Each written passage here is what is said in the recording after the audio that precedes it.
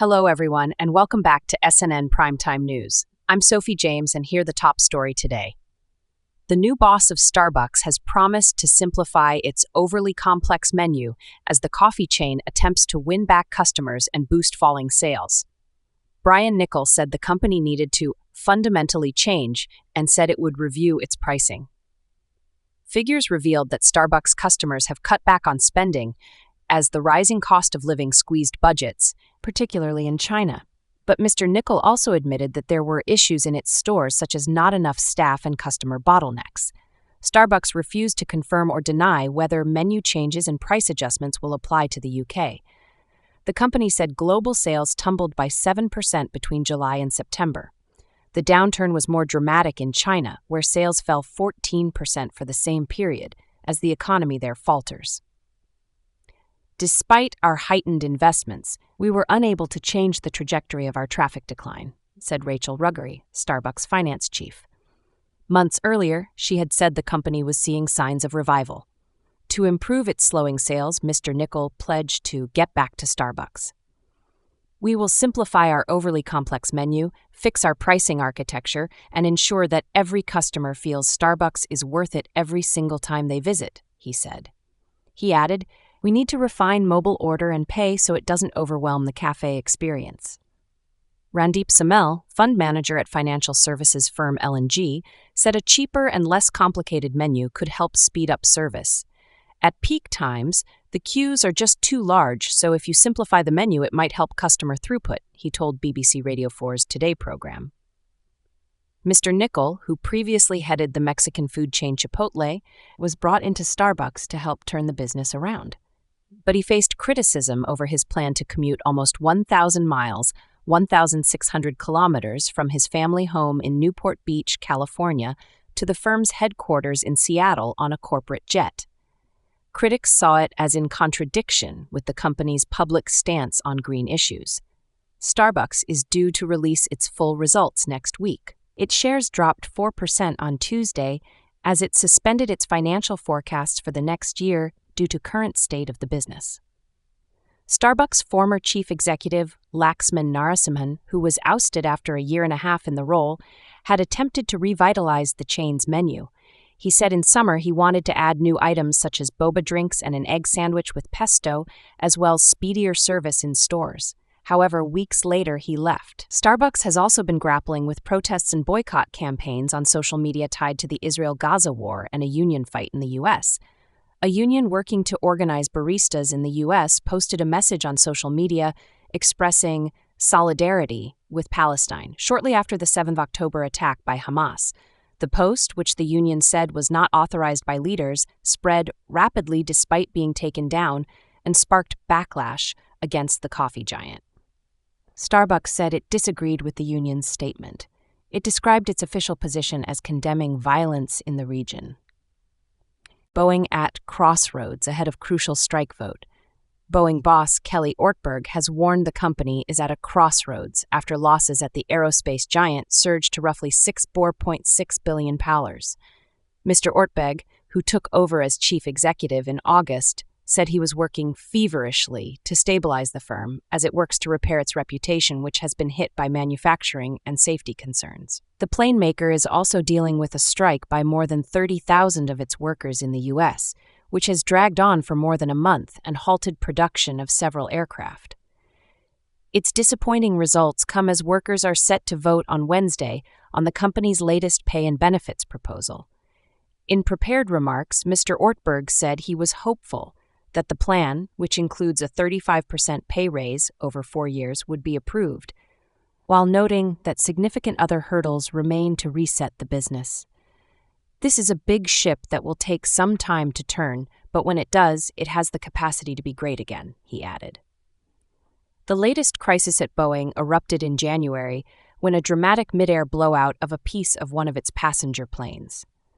Its space business also suffered a back eye after its Starliner vessel was forced to return to Earth without carrying astronauts. The strike has compounded the problems, leading to a dramatic slowdown in production. Mr. Ortberg said the firm was saddled with too much debt and had disappointed customers with lapses in performance across the business. Boeing's commercial aircraft business reported operating losses of $4 billion in the last 3 months, while its defense unit lost nearly $2.4 billion. They clearly have a lot to recover from, both operationally and financially, said Ben Toscanos of S&P Ratings. The first step will be to resolve the strike, so we'll see how that plays out. Mr. Ortberg argued the firm was in a strong position, with a backlog of roughly 50,400 orders for its planes. But he warned investors that restarting the firm's factories, whenever the strike does end, will be tricky. It's much harder to turn this on than it is to turn it off. So it's critical, absolutely critical, that we do this right, he said. We have a detailed return-to-work plan in place, and I'm really looking forward to getting everybody back and getting to work on that plan. The company announced plans earlier this month to cut roughly 10% of its workforce. Thousands of other staff are already on a rolling furlough due to the strike, which has also hit suppliers. Mr. Ortberg told investors that his first priority was a fundamental culture change. We need to prevent the festering of issues and work better together to identify, fix, and understand root cause, he said.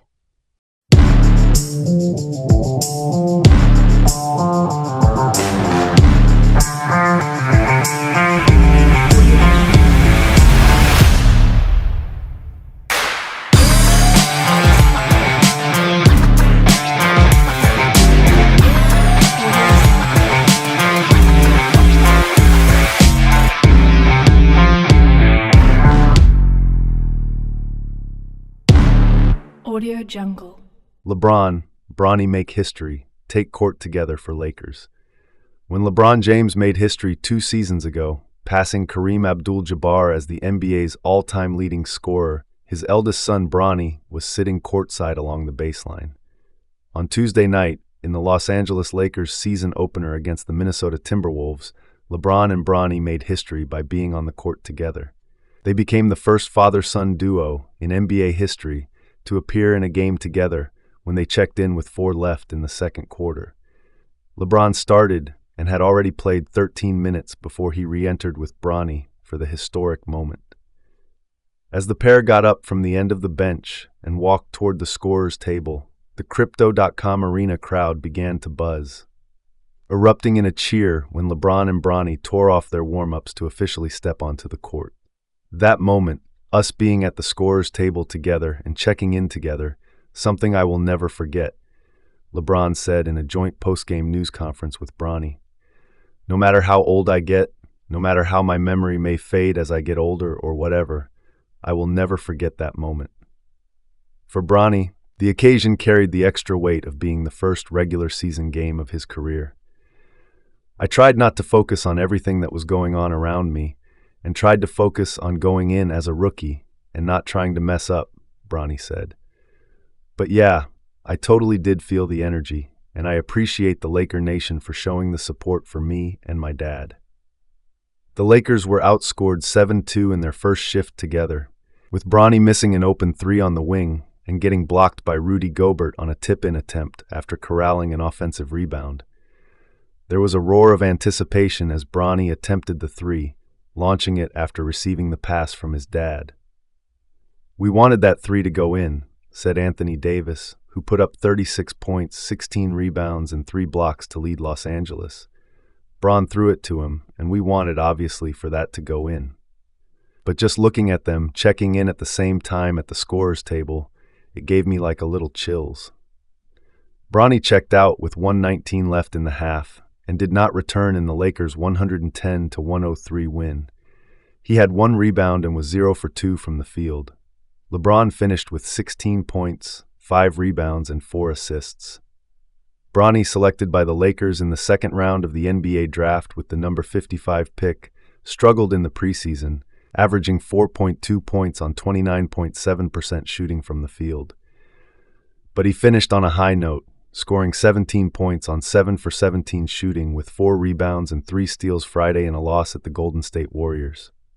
First-year Lakers coach J.J. Redick championed the rookie guard, however, playing him in all 6 of Los Angeles' exhibition games, including trying out a lineup with Bronny and LeBron together briefly in the second quarter against the Phoenix Suns on October 6th. Before the Timberwolves game, Redick said he was thrilled to be a part of the historic occasion of LeBron and Bronny entering the season on the same team. Redick said he consulted the father and son to get their input on how they would prefer their first game action together to play out. We had a couple conversations around it, Redick said. I think everybody is on the same page. We want it to sort of make sense, and we want it to happen naturally and in the flow of a game. The Lakers started the second quarter on a 29-12 run, with LeBron and Bronny entering with their team holding momentum. We had a job to do when we checked in, LeBron said. We wasn't trying to make it a circus. We weren't trying to make it about us. We wanted to make it about the team, for us to go out there and continue to play the game, the brand of basketball that the coaching staff and our teammates wanted us to play. We kept that. We kept the main thing while we was on the floor, and that was good for all of us. Sitting along the same baseline where Bronny watched his dad break Abdul-Jabbar's record was another father-son duo who made history together. Ken Griffey Jr. and Ken Griffey Sr., the first father and son to play together in Major League Baseball, made an occasion out of it. To know that those guys will be in attendance tonight while me and Bronny are on the same team is a pretty cool moment in the history of sports, LeBron said after the Lakers' morning shoot-around. LeBron and Bronny took a quick break from their pregame warm-ups to greet the Griffeys and pose for a photo on the court. Tuesday's contest was the fourth time in professional sports when the father-son instance occurred. Besides the Griffeys, the Jameses joined hockey great Gordie Howe, who played with two of his sons, Mark and Marty, for the Hartford Whalers in 1980, the first time the family feat happened in the NHL. Tim Raines and Tim Raines Jr. also took the field together for the Baltimore Orioles on October 4, 2001. The Griffeys played together for the Seattle Mariners for 2 seasons in 1990 and 1991, memorably hitting back-to-back home runs on September 14, 1990. As my dad would say, you got to have longevity as an older guy, and your son has got to be pretty good to get there pretty quick, Ken Griffey Jr. told ESPN after the game. The baseball slugger spoke about the origin of his relationship with LeBron James, a fellow Nike signature athlete. LeBron's first Christmas in the NBA was in Orlando, and he spent it at my house, he said. So we've been friends ever since he's 18. I tell everybody, wherever he's at, that's where I'm a fan. The biggest gift for the Jameses on Tuesday beyond the playing time together was doing so during a victory. This is the first time we had a LeBron moment that was something huge and we won, Davis said, referring to scoring milestones James had reached that came during losses. Every other thing we've always lost, so it kind of kills the moment, but it was a special moment for everybody.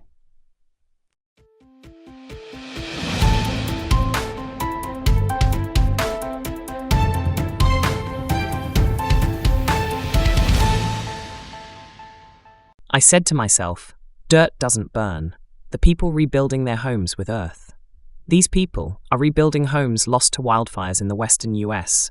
Only this time, they are using a material that they hope won't burn. Melanie Glover's back window opens to a sweeping view of the Rocky Mountains. When she rebuilt her home in summer 2024, she wanted to keep this view. On the 30th of December 2021, rapidly moving winds had carried hot flames across these plains to her neighborhood in the Denver suburb of Superior, Colorado, destroying her home and nearly 1,000 others. Her husband, Matteo Rebuscini, and children were trapped in the front foyer for 30 minutes as their house burned, before escaping unharmed once the fire passed. The fire brought trauma that lasts to this day, but Glover and Rebuscini were determined to rebuild. So they did. Only this time, they used earth blocks. We want to be able to feel safe, says Glover. We wanted to build a house so that if something like this happens again, we have time. Earthen homes have a deep history throughout the world, from pit cave dwellings in northern China to the mud homes of Sana'a, Yemen. Indigenous communities in the southwestern US states of Colorado and New Mexico used adobe, or mud brick in Spanish, to build earthen homes for thousands of years, using their thick walls to keep homes cool during hot summers and retain the sun's heat during cold winters.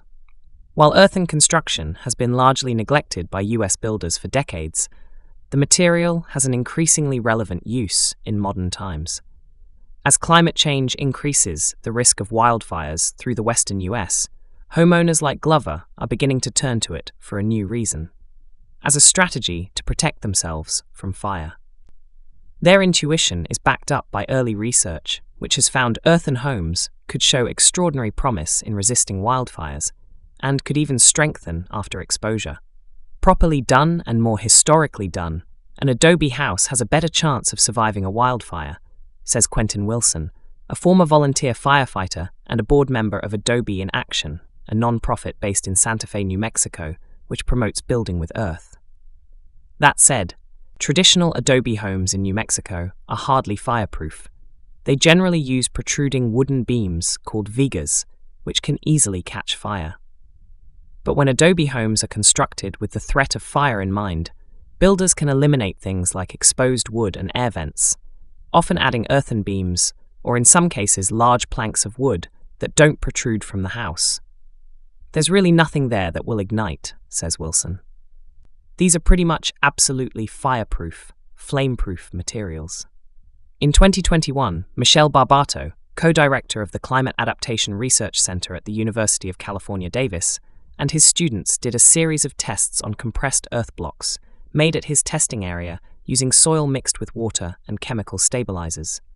The researchers took a blowtorch to a compressed earth block at nearly 1,900 C, 3,452 F, far hotter than an average wildfire. They also put a block in a 1,200 C, 290 furnace. Upon exposure to heat, the blocks hardened and turned to red clay, similar to baking pottery in a kiln. More than just showing the earth blocks can withstand fire, the tests, which have been presented as a peer-reviewed conference paper but are not yet published in a journal, therefore indicate they strengthen after exposure. They perform just as well in dry climates, Barbato says, while in wet weather they even improve as the material hardens, making it tougher for water to penetrate. Even if your house burns down, if the walls stay up, they are safe to be reused, he says. At present, however, no houses made with these blocks have yet been put to the test with a fire, although a test has been conducted on a single wall. But while it is early days for the research on earth bricks, some real-life examples do appear to indicate these houses could be capable of withstanding fire more than other buildings. When the Bobcat fire swept through Little Rock, California, in 2020, for example, the land around Stevie Love's earth home, built in 2008, was blackened by fire for miles around, but her home survived. A few years earlier, a fire crew prepared for another wildfire to potentially cross the hills behind their home. They described our house as a stand-alone, Love says, meaning that if a fire came, its adobe walls and steel roof would protect it. They said the fast-moving fire would just blow by our house. And in 2016, in the Manzano Mountains of New Mexico, the Doghead Fire burned through 18,000 acres, 7,280 hectares, and destroyed 12 homes. But an old adobe church standing alongside them was left intact.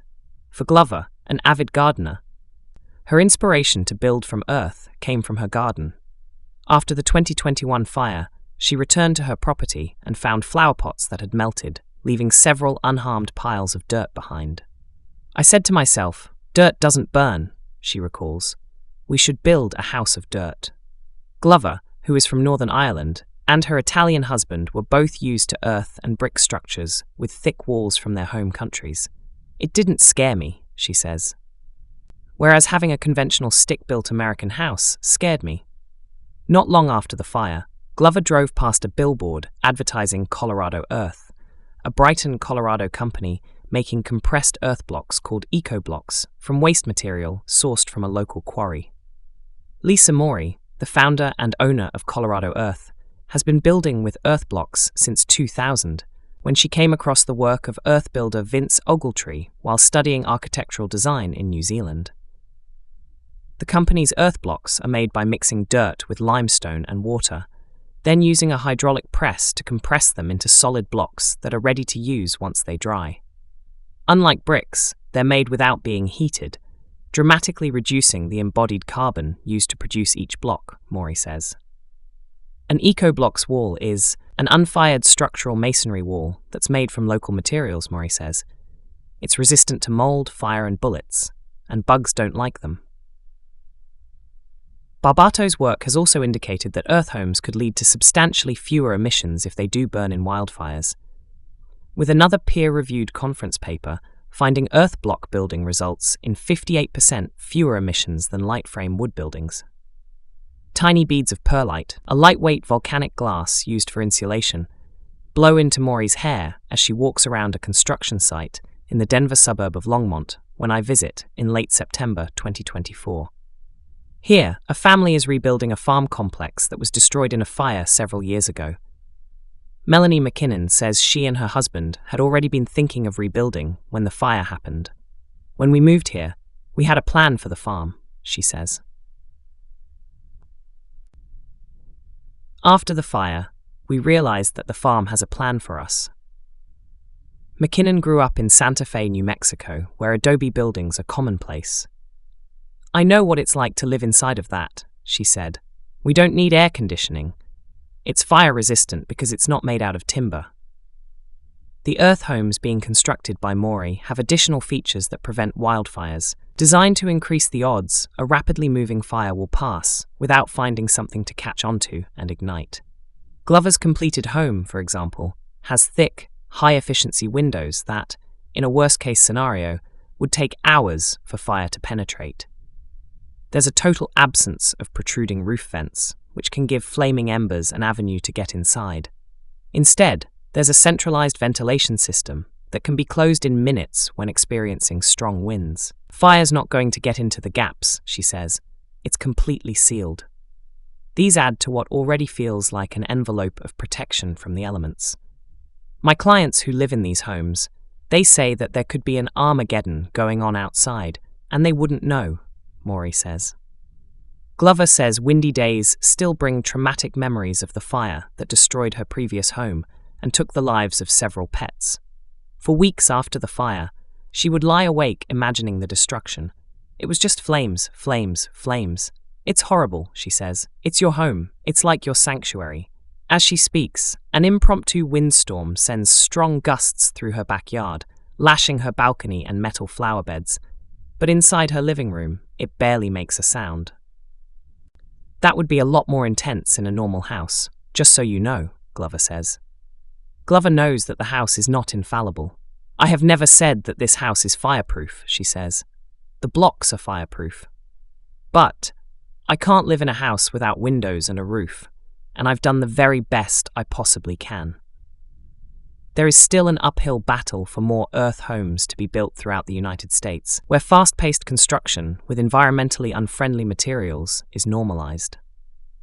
Several of Glover's neighbors considered building earth homes after the 2021 fire, but they ultimately opted against it, spooked by the challenges of closely managing a project seen as eccentric by most builders.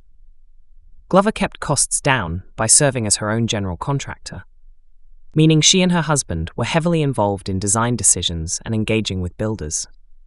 Ultimately, their home cost around $280, £210 per square feet to build, more expensive than traditional homes in the community, which were built for around $250, £188 per square feet, Glover and Maury say, but less than many other green buildings.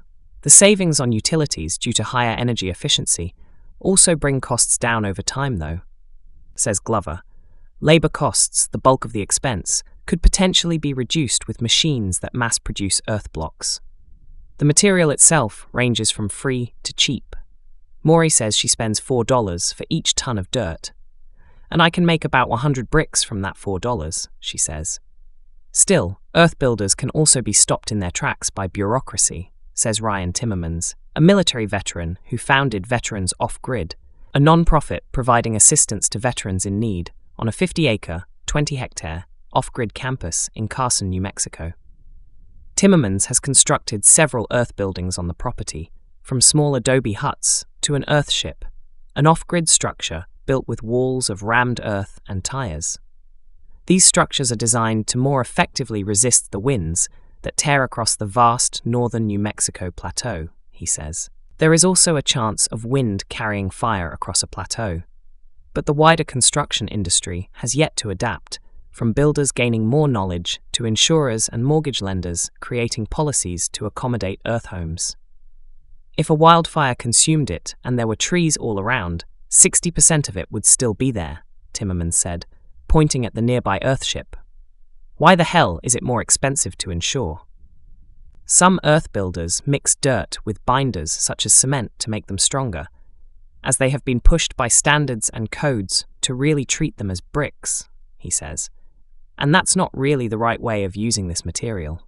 Instead, the dirt can be stabilized with a proper composition between clay, silt and sand, Barbato says, which also gives earth blocks the breathability that either sucks in or releases humidity, keeping a home from ever getting too hot or too cold. With the proper codes in place, we can bring the cost of an earthen home lower than the cost of a wooden home, Barbato says, citing a study he co-authored in 2018, evaluating an earth wall technology his team is currently developing. He believes this will clear a major obstacle to widespread earth construction, familiarizing people with it. Once that's done, he believes, it's relatively easy to convince the public this is a great solution.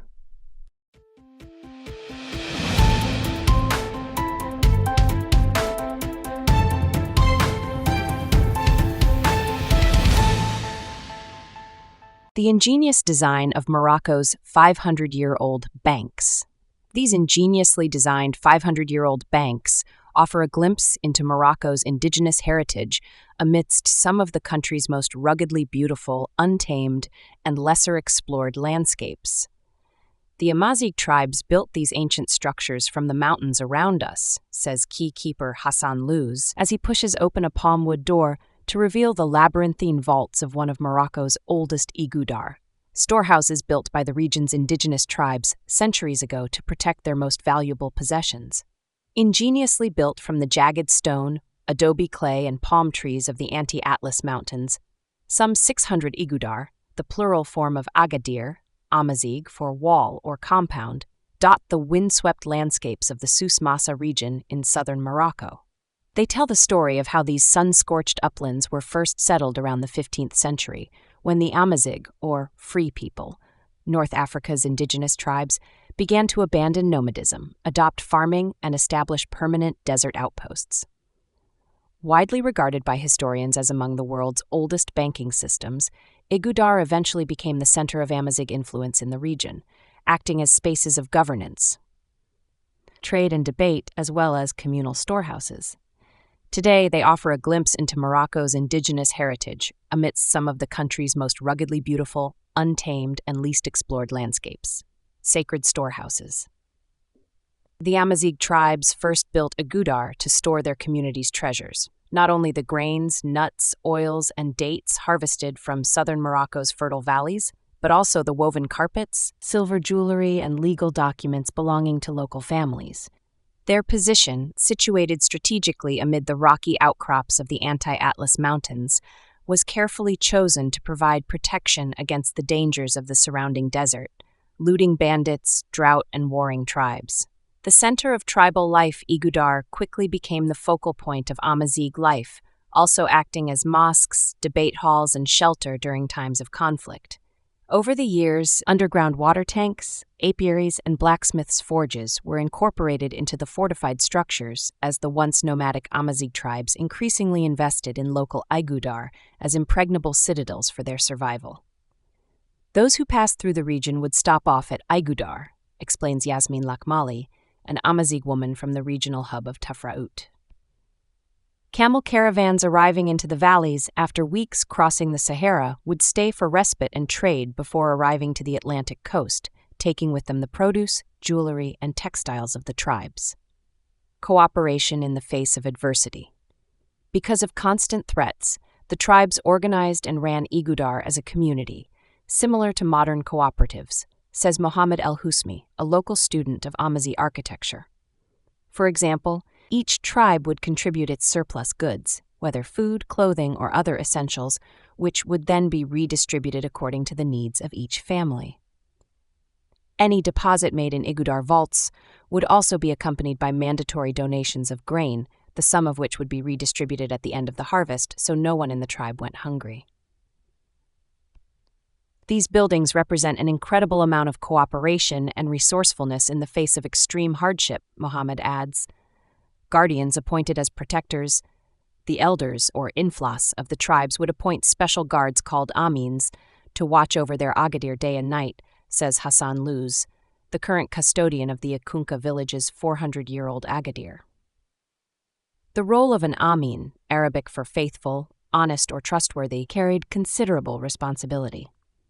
They were assigned to maintain locks, settle disputes, and enforce the law of the tribe, which demanded strict punishment for theft or fraud, and as such, enjoyed their own private quarters and adjoining mosque to ensure the agadir's round-the-clock protection, ancient engineering for agriculture. Agriculture has always thrived in southern Morocco, sheltered from the harsh Saharan climate by the surrounding mountains and sustained by ancient irrigation systems called seguias that channel water through valleys of wheat, date trees, and berry bushes.